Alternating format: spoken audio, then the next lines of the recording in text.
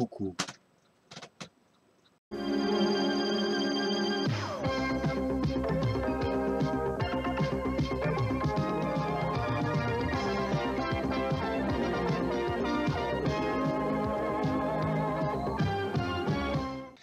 Donc, bonjour. Aujourd'hui, dans cette vidéo, je vais parler du lecteur Spark. J'ai fait une vidéo il n'y a pas très longtemps. Et cette vidéo, c'était le déballage et une installation succincte sur un ordinateur. Et voilà, ça s'était limité à ça. Maintenant, je suis prêt à faire une vidéo un peu plus complète. Il y aura une autre vidéo, puisque j'ai d'autres lecteurs dans mon collimateur, ARIM, et il va y avoir un modèle interne que j'attends de recevoir l'argent et tout. Donc, je devrais avoir un modèle interne pour pas très très cher, c'est ce que j'aime. J'ai un deuxième modèle externe en parallèle qui j'attends qui arrive par la poste, devrait arriver en début de la semaine prochaine, en tout cas je l'espère. Et voilà. Donc, vous me voyez maintenant sur cette caméra en 720p. Simplement parce que je commence à faire comme j'avais dit, je commence à faire des vidéos d'une meilleure qualité et vous parler directement comme ça face à la caméra, c'est déjà un bon début. La vidéo que vous avez vue sur le lecteur Spark, vous avez peut-être remarqué que le montage était un peu mieux fait comparativement à d'habitude. C'est parce que j'ai eu de façon tout à fait légale Sony Vegas Pro 13. Donc, j'ai maintenant un vrai logiciel de montage. Et grâce à ça, j'ai pu faire la vidéo sur le lecteur, le déballage du lecteur Spark. Et comme vous avez vu, c'était relativement bien fait. J'ai pas fini de me familiariser avec l'interface, mais c'est pas très très important parce que même en ayant plus de possibilités pour faire les montages que je vais faire seront pas très très compliqués. Ça va être à la limite ma voix par-dessus des trucs filmés à l'avance, ou je vais essayer de continuer à faire comme d'habitude, ou c'est en direct. Je vais tenir mon téléphone avec ma patte et parler. Mais j'ai en route un convertisseur pour trépied pour mettre un téléphone sur un trépied. Ça vient de la Chine, donc ça va probablement mettre encore plusieurs semaines avant d'arriver. Ça fait déjà un mois que j'attends, mais il n'est pas encore arrivé. Vive le Canada. Le seul truc qui est mauvais au Canada, en fait, c'est la poste. C'est juste horrible. La poste qui va peut-être tomber en grève. Merci, j'ai très envie. Voilà. Je m'égare. Donc, les vidéos un peu plus professionnelles, ça commence maintenant. Je vais continuer à faire des vidéos un peu plus classiques, comme par exemple les trouvailles du Canada. Je vais pas me mettre à faire des montages excessifs avec ça, ça vaut pas la peine. C'est un peu plus les vidéos complexes de ce genre-là, où je vais un peu plus en détail, que je vais me donner cette peine. Sinon, les vidéos classiques du genre je bidouille des trucs sur un ordinateur ou truc, ça va être comme à l'habitude, ou presque, il va peut-être avoir quelques petits trucs et des incrustations. Donc, voilà. On peut maintenant commencer la vidéo. Bien. Et juste avant, je filme avec la caméra HD que j'ai trouvé, webcam, en 720p. Magnifique petit caméra que j'ai payé 4$. Donc, voilà. Vous avez une meilleure image qu'à l'habitude. J'utilise pas le téléphone parce que d'un, j'ai pas de trépied, et de deux, j'ai un meilleur contrôle sur un ordinateur, donc je suis sur le ThinkPad. Je vais même vous prendre une photo avec ce magnifique appareil que j'ai trouvé. J'ai payé 4$. Il s'agit d'un HP PhotoSmart 635 de 2,1 mégapixels. Et je vais ajouter en incrustation une image maintenant que j'aurai prise avec cet appareil. Donc, comme vous pouvez le voir, on a la caméra Logitech et le ThinkPad que m'a donné Avac. Merci beaucoup Avac encore pour ça. Je finirai un jour par faire les vidéos la vidéo sur la machine, parce que je lui avais promis que je ferais une vidéo plus en détail sur la machine. Et ben, elle attend toujours, mais bon, là maintenant, peut-être que j'ai l'envie de commencer à faire plus de vidéos. Donc bon, je vais probablement m'y mettre. Mais voilà. Bien. Donc, 5 minutes de blabla. On va donc passer à la vraie vidéo. Voilà. Ce serait pas ma chaîne si je parlerais pas pour rien. Donc, le Spark est un lecteur de chez SyQuest, sorti en 1997. C'était un dernier espoir pour SyQuest d'espérer de reprendre des parts du marché, de se refaire de l'argent. Voilà. Parce que toutes les compagnies sont Monsieur Krabs et Monsieur Krabs aime l'argent. Donc, plus sérieusement, en 80, ben, quand ce lecteur-là a commencé à sortir en 97, SyQuest avait commencé à perdre de l'argent, et tellement même que l'année d'après, la compagnie a fait faillite.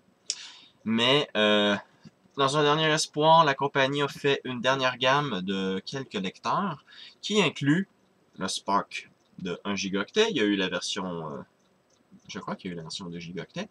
Peut-être que je me mélange avec le lecteur Jazz. Mais voilà, Spark 1 gigaoctet. Il y a eu le SkyDrive ou quelque chose du genre, j'ai oublié le nom, qui est sorti ben, à peu près en même temps que celui-là-ci, qui avait 1,5 gigaoctets. Je comprends pas trop l'idée d'avoir sorti ce lecteur-là de 1,5 gigaoctet quand on a un de 1 gigaoctet. Je veux dire, c'est bien d'avoir plusieurs gammes, mais juste un demi-gigaoctet en plus. Voilà, ça vaut pas la peine. Donc, ils ont sorti aussi c'est SideJet, c'est pas SideDrive, c'est SideJet, voilà, ça vient de me revenir. Et ils ont sorti un dernier lecteur de 4 gigaoctets, mais il a été sur le marché que quelques mois. La compagnie a fait faillite très peu de temps après la sortie, en fait. Donc, on a affaire à un des derniers trucs sortis par la compagnie SyQuest. Qu'est-ce que ça dit? Ben, c'est un lecteur en parallèle. Il y a la version interne en IDE. Comme je vous ai dit, j'en ai une dans mon collimateur. Je vais l'avoir d'ici le milieu du mois prochain. Je devrais l'avoir eu. Et je ferai une vidéo d'installation, bien entendu. Donc, ben, quoi en dire? C'est un lecteur avec des cartouches. Dans ces cartouches-là, on a des plateaux. Donc, en gros, c'est un disque dur qui n'est pas hermétique. Donc, voilà.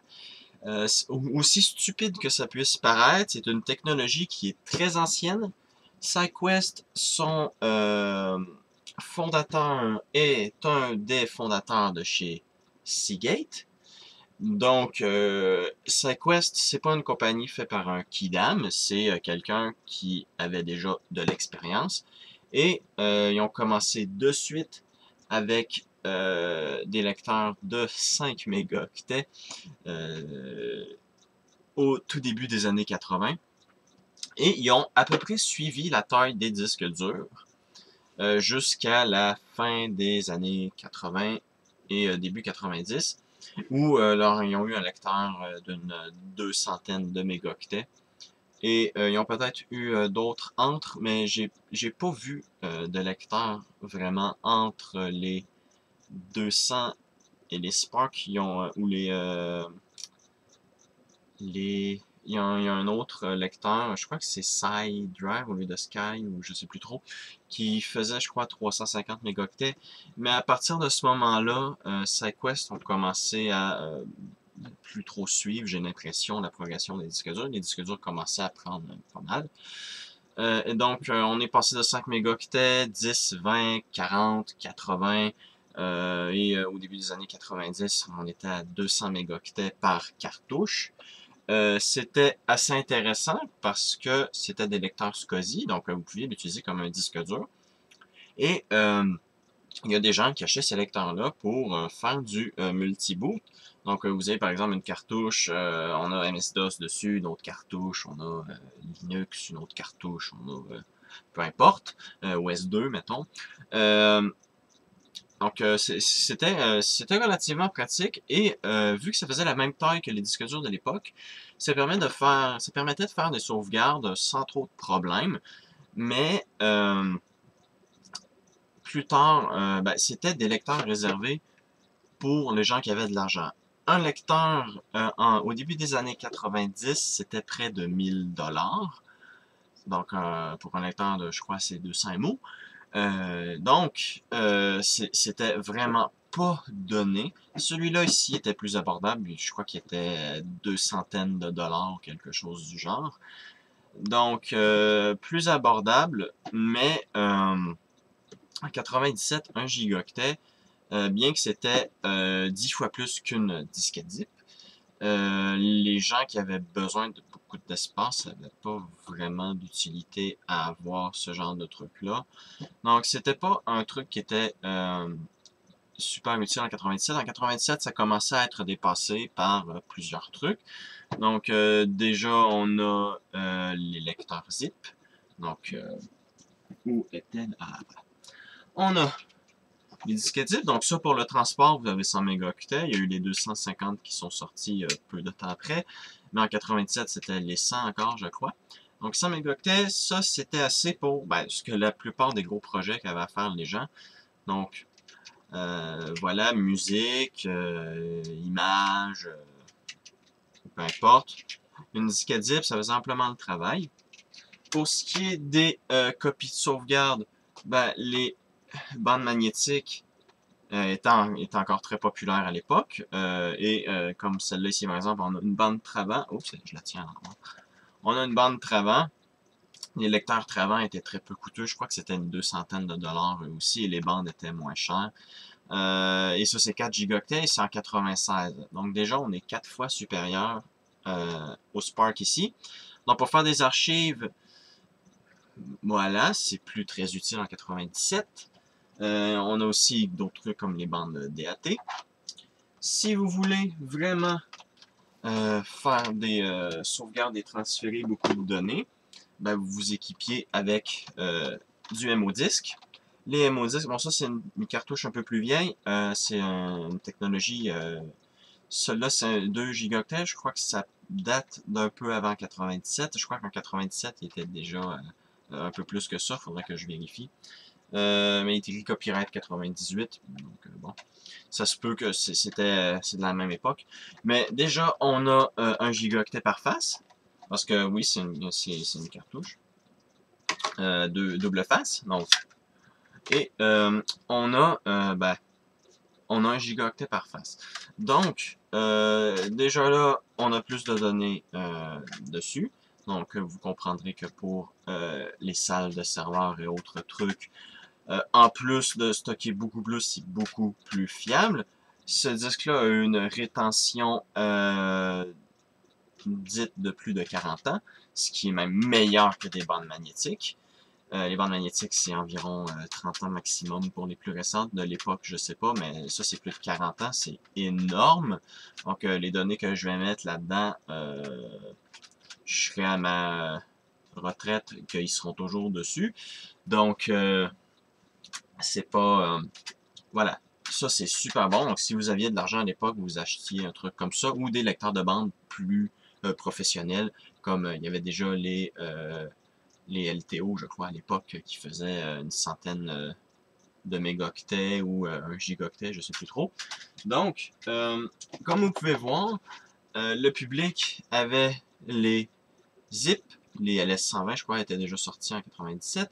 Il y avait d'autres trucs plus abordables. Il y avait les lecteurs CD, les graveurs qui arrivaient. Je vais mettre ça de côté. En 97, hop, les graveurs CD commençaient à être abordables. Donc, tant qu'à payer un lecteur SyQuest une 200 de dollars, pourquoi pas s'acheter un graveur CD pour 400-500 dollars en 97. Je crois que c'était encore peut-être même 700. Pourquoi pas s'acheter ça à la place et graver ces données dessus. C'est bon. Il y a des gens qui vont me dire que c'était pas très fiable. Oui, tout à fait. Mais c'était déjà là. les gens commençaient à en acheter parce que sinon on n'en aurait pas eu. Si les gens n'avaient pas acheté, ils n'auraient pas fait ça. Donc en 97, les gens en achetaient déjà. Je vais pas oublier de préciser que il y a beaucoup de gens qui gravaient des CD audio pour des amis là-dessus, puis ils se remboursaient leur lecteur assez rapidement avec ça. Vous êtes probablement un de ceux qui ont fait ça, ceux qui regardent mes vidéos. Euh, donc, voilà, avoir un lecteur Spark en 97, surtout pour le grand public, c'était un lecteur pour le grand public et les petites entreprises, principalement de ce que j'ai compris. Euh, voilà, les gens avaient autre chose à choisir et le Spark était pas,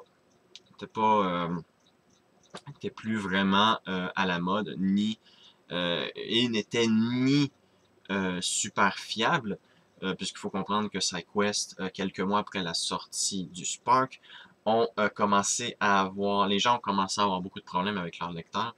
Et le problème qui est inhérent avec cette technologie de disque amovible, comme j'ai dit tout à l'heure, c'est qu'ils sont pas hermétiques. Donc, la poussière s'accumule à l'intérieur et vous pouvez avoir un head crash relativement facilement. Et quand un head crash arrive, vous brisez et la cartouche et le lecteur. Donc, il y a des gens qui parlent d'histoires de compagnies qui ont brisé plusieurs lecteurs, mais bon, je veux dire, ça devait pas être ça le plus gros du problème. Le plus gros du problème, c'est que ça devait relativement facilement se briser, surtout que les lecteurs Spark étaient conçus pour être peu coûteux. Donc, ils n'ont pas dû mettre énormément de qualité à l'intérieur. Donc, quelques mois après, ils ont commencé à avoir beaucoup de problèmes et ça a affecté leur image, bien entendu, pour ajouter par-dessus la couche. Et c'est un problème qui est inhérent avec la technologie. Jusqu'à une certaine époque, ça dérangeait pas trop les gens parce que ça permettait, c'était assez volumineux pour faire des sauvegardes et autres trucs. Donc, j'ai l'impression qu'ils mettaient une meilleure qualité dans leur système parce que vous trouverez énormément de lecteurs SideQuest de l'époque de genre 44 mégaoctets, 88 mégaoctets, 200 mégaoctets. Vous allez en trouver beaucoup sur eBay. Ils sont pas donnés, mais vous allez en trouver beaucoup sur eBay et je suis sûr qu'ils fonctionnent presque tous. Tandis que les Spark, déjà, il n'y en a pas des masses sur eBay et la plupart des Spark que vous allez trouver vont être en boîte. Trouver des Spark en boîte, c'est super simple. Même c'est plus simple de trouver des lecteurs Spark en boîte que des lecteurs Spark usagés. C'est pour vous dire à quel point ça n'a pas été populaire. On se retrouve avec plus de boîtes scellées de lecteurs Spark que de Spark usagés sur eBay. C'est juste obscène. Du bon moment où j'ai fouillé sur eBay, là. Donc, voilà. Donc en 97, la technologie était dépassée. Même iOmega n'ont pas réussi à faire fonctionner, n'ont pas réussi à redonner un souffle à la technologie avec leur lecteur Jazz. Leurs lecteurs Jazz qui ont été en production 2 ans maximum, je crois. Donc voilà. C'est entre autres. Ça l'a pas aidé SideQuest et SideQuest, leur gagne-pain, c'était ce genre de technologie-là. Donc, on comprend qu'en 98, la compagnie a déclaré faillite. C'est malheureux. La compagnie aura passé 16 ans à faire cette technologie. Technologie que j'aime bien, franchement. J'aime toutes les technologies. Bon, ben, voilà, ça, c'est pas un secret. Mais j'aime bien cette technologie-là. Euh, je trouve ça débile et à la fois audacieux de s'être donné la peine de faire un disque dur avec le disque qui s'enlève du lecteur. Et ça fonctionnait relativement bien jusqu'à ce genre de lecteur-là. Voilà ce que je vais arriver à toucher. Voilà. Avec ce genre de lecteur-là. Mais voilà. Et en plus, il y a eu quelques temps après les clés USB qui sont arrivées. Et même ça l'a complètement mis iOmega sur les genoux. Ils ont été rachetés au début des années 2000 par une quelconque compagnie et le tout a été racheté par Lenovo, je crois. Et voilà. Donc, c'est la fin de ces deux compagnies-là. D'ailleurs, sachez que quand SideQuest a fait faillite, iOmega ont racheté, je ne sais pas s'ils l'ont racheté au complet, mais ils ont du moins racheté des parts de la compagnie. Et SideQuest a pu garder le droit de vendre leurs produits. Donc, ils ont écoulé leur stock pendant plusieurs années. Il reste toujours un site web sur lequel il y a des pilotes. Malheureusement, les pilotes Windows ne sont plus disponibles, mais j'ai des copies. Donc, vous pourrez les installer sur Windows 2000 et XP, parce que de toute façon, c'est les pilotes qui sont sur leur site, c'est pour 2000 XP, même s'ils sont plus là. Donc, vous allez les avoir, puisque de toute façon, après cette section historique et présentation et tout ce que vous voulez, ça va être la section installation pour que vous sachiez comment l'installer, et je vais fournir l'image de ma disquette. Comme ça, vous n'aurez pas à aller sur eBay et payer 10$ pour avoir une disquette. Je veux dire, voilà quoi, c'est une disquette no name en plus. Pourquoi vous vendez ça 10$ sur eBay? Please. Voilà. Donc, on va maintenant parler du lecteur. Le lecteur est ici dans ma patte. Il s'agit, hop, je crois que je vais passer en filmer de proche. Donc là, je devrais parler par-dessus une vidéo sur laquelle, qui n'est pas celle sur laquelle je parle. Donc, vous avez un lecteur qui, sur le dessus, a une belle petite fenêtre fumée dorée ce qui fait en sorte que ça donne une belle petite couleur à l'intérieur. C'est joli, voilà, mais c'est des futilités. Le lecteur peut être à la fois mis à plat et debout. Et ce modèle-là s'agit du port parallèle. Donc, on a à l'arrière une entrée et une sortie. Malheureusement, ce lecteur-là ne permet que de laisser passer une imprimante. Donc, si vous avez un lecteur zip, vous ne pourrez pas le brancher dessus. Et si vous voulez, vous ne pouvez pas le brancher sur un lecteur zip.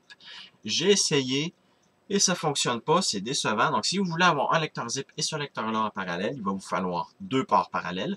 Bon, après, ça reste relativement simple à faire. Je ferai peut-être une vidéo sur comment installer un second port parallèle, mais ça, c'est autre chose. Donc, retournons au lecteur. Le lecteur, à sa façade avant, a deux diodes, une pour l'allumage et une qui reste verte quand vous insérez une cartouche. Quand il n'y a pas de cartouche, elle n'allume pas, tout simplement. Et on a un petit clapet à ressort ici à l'avant.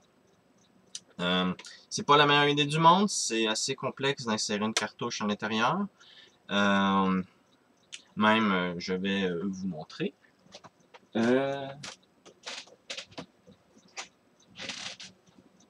Ah, voilà.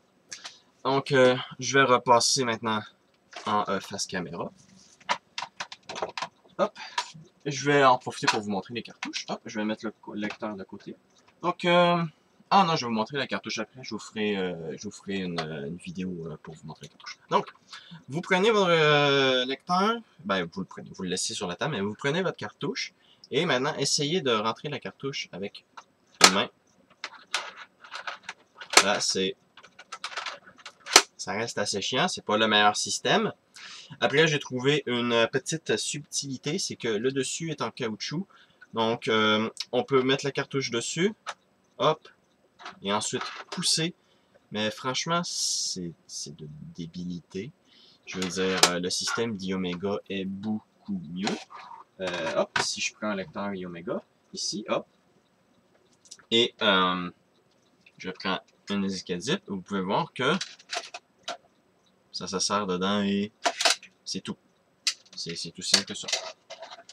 Donc, on va maintenant repasser, hop, contour. Donc, comme vous pouvez voir, le lecteur est d'une sorte de couleur noire.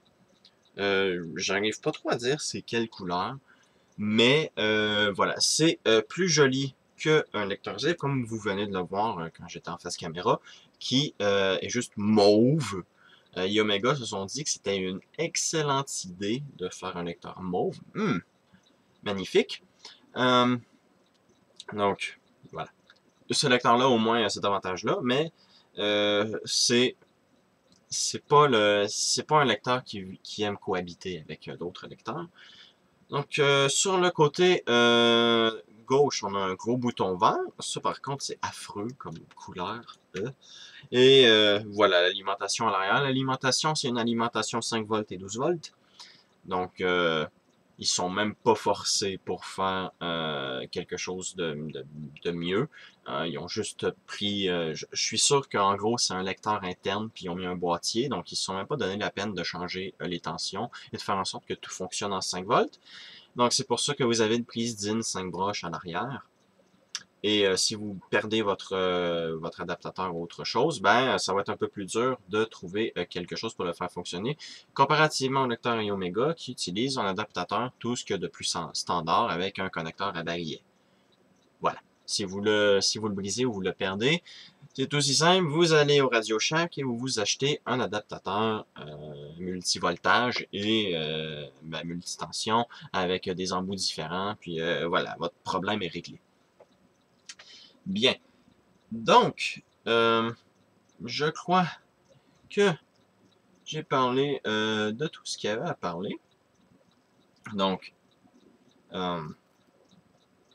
c'est donc la partie historique de cette technologie qui est complètement oubliée. Déjà que la disquette zip et peu de gens s'en rappellent, alors que ça a été le plus populaire. Je vous imagine pas un lecteur Spark. Donc, on va donc maintenant passer à l'installation. Donc, pour ce qui est de l'installation, vous allez voir, c'est relativement simple pour la partie avec la disquette. Il n'y a qu'un seul petit truc, c'est que quand vous faites l'installation, ça se peut fortement que ça plante. Mais comme j'en parle, il faut que vous vous assuriez que votre port parallèle soit à minima bidirectionnel. Je vous conseille de le mettre en ECP, EPP ou SPP ou SSP, je me souviens plus. Donc, comme ça, vous allez avoir des débits beaucoup plus élevés. Et en plus, avec les dernières normes parallèles, comme le CP et le PP, je crois pas que le PP, je crois que c'est le CP, vous avez une adresse DMA et sous Windows, c'est le cas pour les autres, là, mais vous pouvez le mettre en mode synchronisé. Et j'ai réussi à avoir jusqu'à plus de 500 kHz. Donc voilà, ça reste relativement rapide. Et c'est en port parallèle. Donc c'est relativement simple à installer. La disquette installe un gestionnaire. Et à partir de ce gestionnaire, dans le disque de démarrage que vous avez là, il y a l'installateur et ça vous donne des petits utilitaires. Vous n'avez même pas besoin d'installer ça, vous pouvez vous en passer. Même, je vous conseille de ne pas l'installer, c'est juste des débilités du genre des vieux trucs de service internet qui sont plus du tout qui sont plus du tout desservis aujourd'hui. Il y a d'autres petits trucs. Il y a quelques démos de jeu, mais voilà, je vais faire une image de la disquette, pas la disquette, mais du disque de démarrage. Donc, le starter disk, comme vous pouvez voir ici. Mais, comme je vous dis, vous en avez pas besoin. Tout ce que vous allez avoir besoin, c'est de la disquette. Et pendant l'installation du pilote, ça se peut que ça plante. Même si votre port parallèle est bien paramétré, ça se peut que ça plante, ça m'est arrivé. Mais quand vous redémarrez l'ordinateur, généralement, le pilote devrait être installé quand même et vous devriez pouvoir y accéder. Donc, voilà, c'est tout. Donc, vous allez maintenant me voir avec le S4 dans mes pattes en train de filmer l'installation. Donc, voilà, vous allez probablement me revoir en face caméra une fois que ça se sera fait. Donc, allez. Bien, donc, nous voici sur le 486. Donc, on va faire maintenant l'installation du lecteur Spark sur cette machine qui est équipée de Windows 3.11. Donc, je vais retirer le lecteur zip et brancher le lecteur SideQuest. Bien, donc le lecteur est mis, on va démarrer l'ordinateur. Donc, j'ai déjà copié à l'avance la disquette sur le disque dur. Pourquoi? Pour la simple et unique raison que, pour une raison que je comprends pas, la disquette fait planter l'ordinateur, donc puis le lecteur de disquette devient inutilisable sur l'IBM. Donc voilà, je sais pas quel est le problème, mais voilà. Donc, on va insérer le truc, voilà.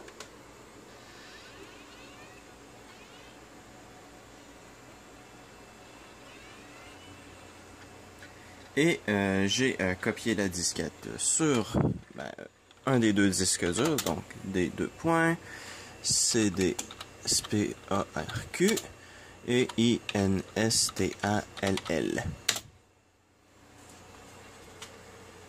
Vous pouvez voir, hop, c'est maintenant fait. Donc là il m'affiche que le truc est pas détecté, mais bon, ok. Donc maintenant on a F. Donc hop, on va dire.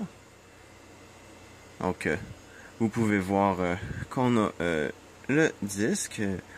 Ah, ça n'a pas fonctionné parce que j'ai effacé ce qu'il y a dans le disque dur. Ah, mais bon, c'est pas très important parce que j'ai une copie, j'ai fait utiliser WinImage pour faire une copie du disque, mais j'avais oublié qu'il me restait cet ordinateur-là à faire. Donc, je vais donc reprendre, je vais recopier l'image sur le disque dur et je vais reprendre parce que là, c'est pas très bien. Et donc, nous y revoilà. Donc, le disque est de retour.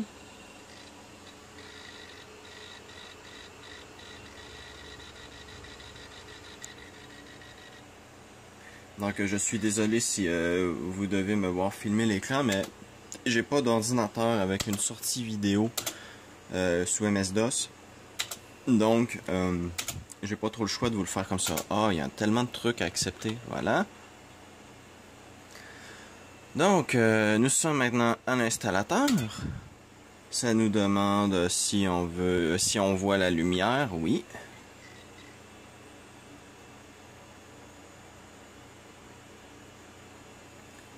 Et là, ça devrait nous demander si on veut l'installer pour Windows, je crois, après.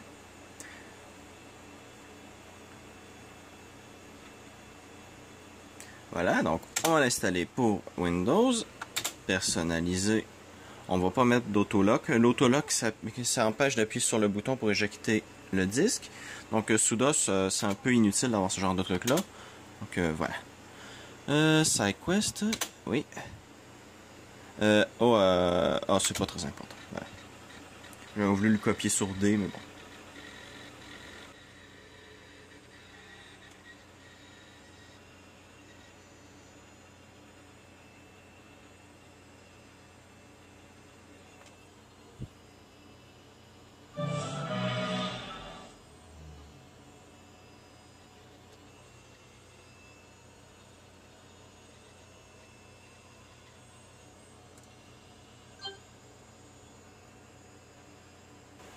Et ça redémarre.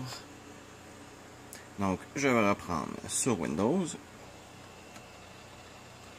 Et on devrait avoir un lecteur qui apparaît. Voilà. Donc, voici ce que ça nous affiche maintenant. Donc, on va aller dans Windows. Bien, donc nous voici maintenant dans la fenêtre des utilitaires. Donc on a des petits trucs, voilà, entre peu et pas importants, mais on voit que SideQuest ont vraiment pensé leur truc pour Windows 3.11. Donc on peut choisir de le protéger, de le bloquer, de le rendre comme un disque dur fixe. On peut le formater, le dupliquer, faire une sauvegarde et on a des diagnostics. Donc ça c'est bien. Donc hop.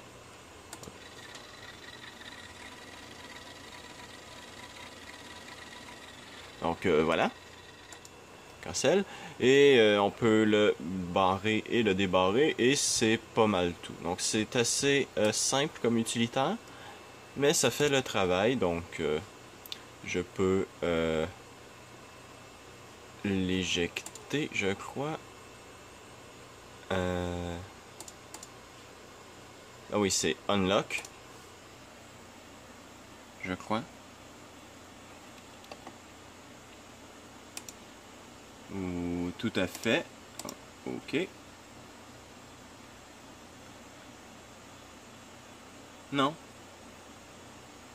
Ah non, ok, je le déballe et maintenant je peux l'éjecter. Voilà. Et voilà. Donc, ça c'était l'installation d'un lecteur Spark sous MS-DOS et Windows 3.1. Donc, hop, on va maintenant passer à Windows 95. Donc, allons-y.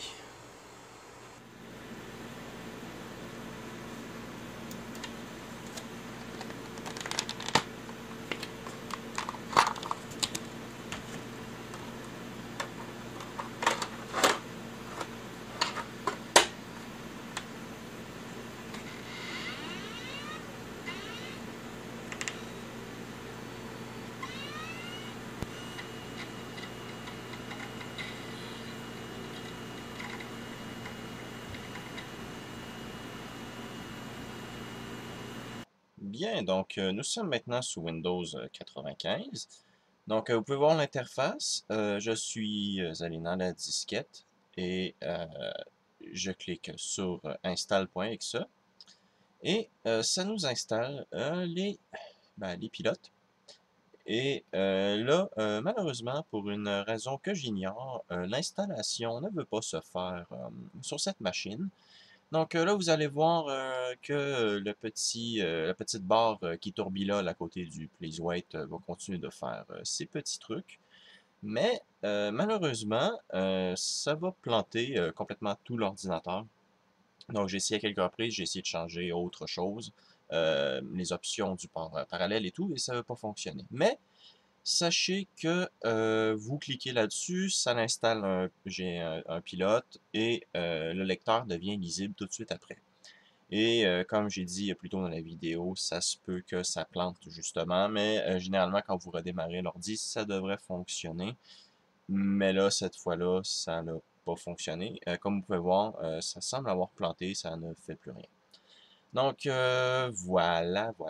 L'utilitaire qui s'installe pour Windows 95 fait rien d'intéressant. Donc installez-le juste pas, faites juste utiliser ce qui vient avec la disquette et vous devriez être bon et ça devrait aller tout seul. Donc voilà, c'est tout pour cette installation. Donc on passe à l'autre.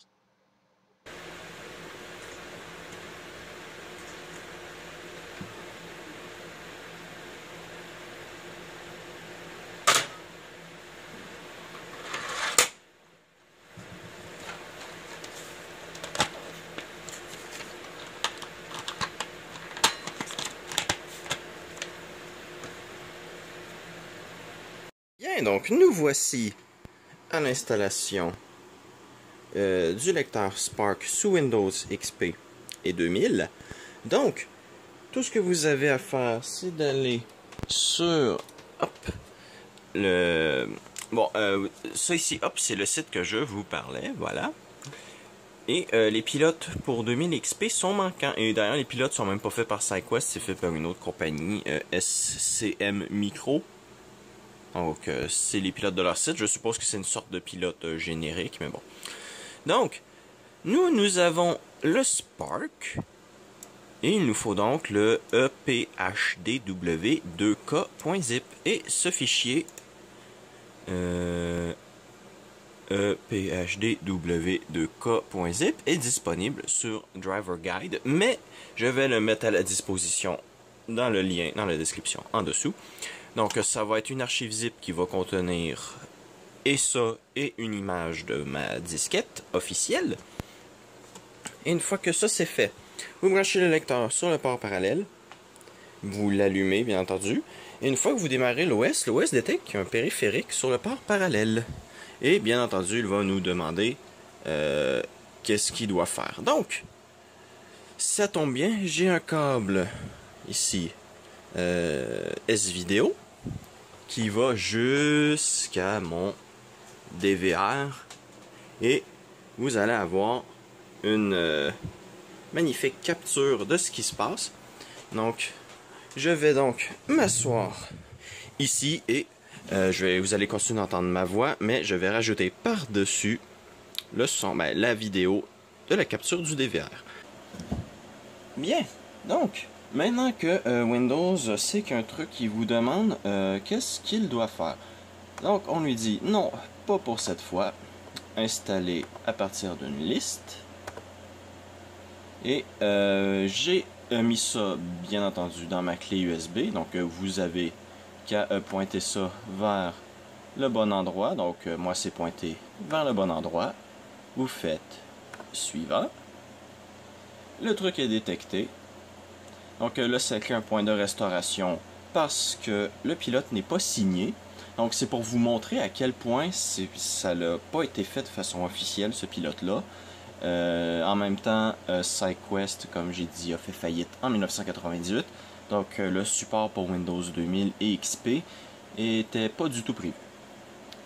Bien, donc, terminé. Si on va dans le poste de travail, on voit ici qu'on a un Spark qui est apparu. Il se peut que le lecteur apparaisse dans Autre avec un point d'exclamation rouge, mais laissez-lui quelques temps et ça doit fonctionner. Donc là, si je clique, oh, un emplacement non disponible. Ah, vous voyez, il est dans Autre avec un point d'interrogation, donc on va lui laisser le temps. Ah, ben voilà, c'est déjà fini. On va l'ouvrir et comme vous pouvez voir, hop, hop, je crois que je vais descendre le volume. Voilà. Who do you trust with your life? Your business life? Your creative life? Who do you trust with all the important things you store on your computer? When it matters most, people store it on a SideQuest. Je m'en fous, va-t'en. Voilà. Et, comme vous pouvez voir, c'est déjà terminé. C'est tout si simple que ça. La partie la plus complexe, c'est de trouver le pilote et je vous simplifie le travail. Donc, on va éjecter.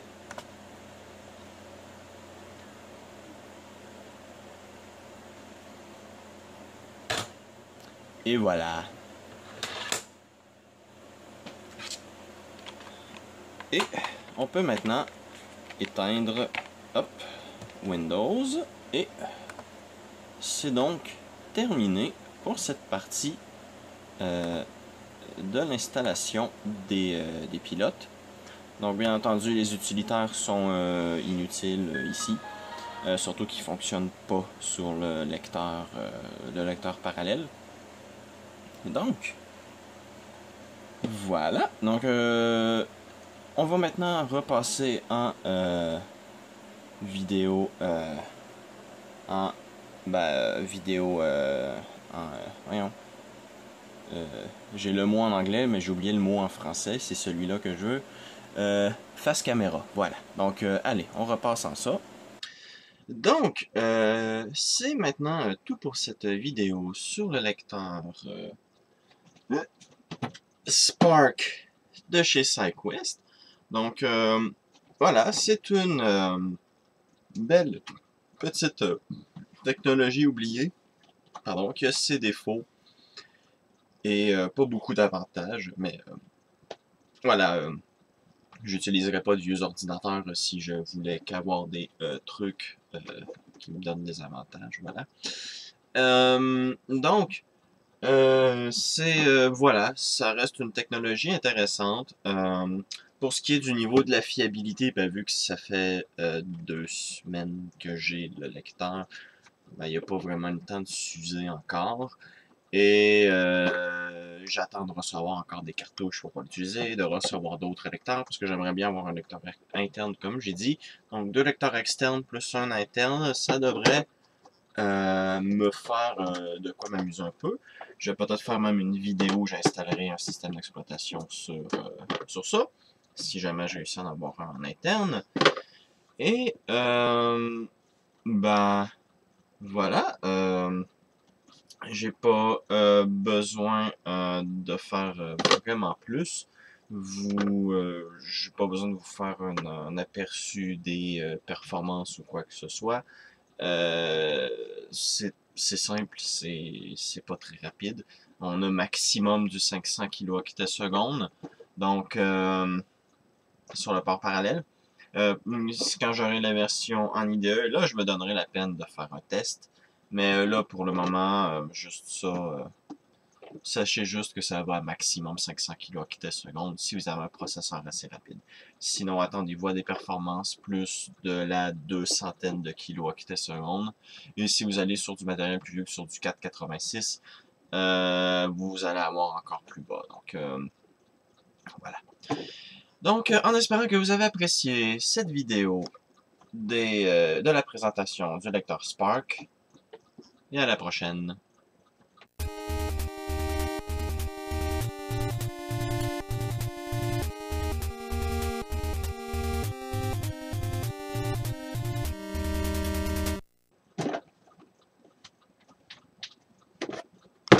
C'est fini, les amis.